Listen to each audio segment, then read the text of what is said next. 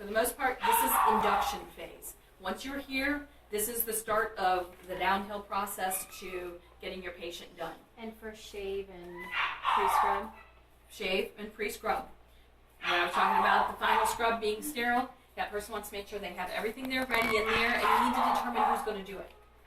Split your tasks evenly so that everything's fair to everybody, but one person needs to be ready, so the person hearing the patient is not necessarily the person doing the final scrub. They're over there getting their gloves on, while the anesthesia person and the non-sterile person are carrying the pet in. While these people are prepping and getting the pet ready to move in there, at some point during this process, right before they're ready, probably just after intubation, your sterile people are going to start scrubbing. So you want to make sure that they have what set out for them. Their towels, their gowns, their gloves, and if we're using booties, the booties are out. So you want to make sure that they have enough space set out. So you might want to clear out this little area here and put things up and over and away, and have their 3 gowns set out. If you wrap your gowns, and you guys all know the little diamond pattern and everything, you can actually fold a huck towel and put it on top of that, so that when they open it up, they have their sterile towel right there. So they can open it up, dry their hands, drop it on the floor, pick up the gown, and get into it. And those people, obviously, before you start scrubbing, have your cap and booties and mask on. You can't touch it after. You said everybody wears one, or just the sterile? Everybody wears the hat and mask, the cap and mask. The sterile people put on the gown and gloves also. Okay. So anesthesia people and non-sterile people wear hat masks? Everybody wears a cap and mask. Whether you're non-sterile, sterile anesthesia, instructor, or somebody flying through the room. Like Miss E. If she goes through the room, she has to put a cap and mask on. The only people that need to put the gown and gloves on are the sterile people. Are we open or closed? Close gloving, because you're putting a gown on. Okay, so your sterile people are scrubbing and following the protocol. And if you guys use it in We're practice, doing final scrub. Non-sterile. the final scrub person is open glove.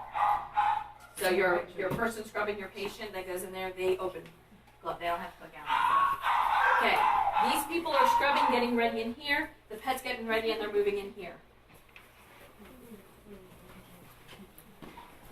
You usually use this table here. So this room is going to be prepped for this patient. I would advise the easiest way to set up stuff that you're going to be needing to open and everything is split that counter in half and have one for first group and one for second group.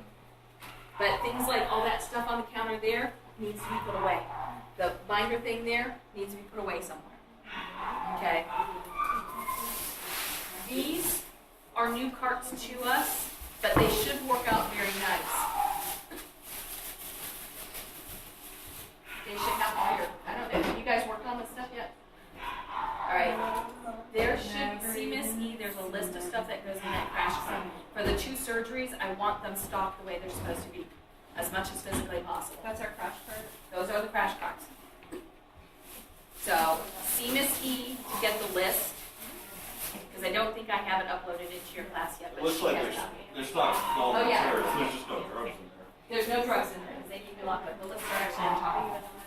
So, these tables, here, we'll go ahead and pull one out. Here you have several pieces of equipment that you guys will need to be able to access and not trip over while you guys are in here. The head of the patient is going to be on this side. I will try not to run over you guys. So will there be non-sterile people in here? Huh? Will be the non-sterile person? All of you guys are welcome to come in. Okay. So that's why you all need hat masks and potentially boots. You will have your anesthetic machine here because your head of your patient's going to be here. So you're going to bring them in, set them on the table. What's going to be on this table? Blanket. Some sort of blanket. Do you want the hairy lambskin blankets? No, because they have a lot of fibers that can fall off and contaminate your incision. We use like a rubber mat. If you guys wanted to take one of those floor mats and scrub it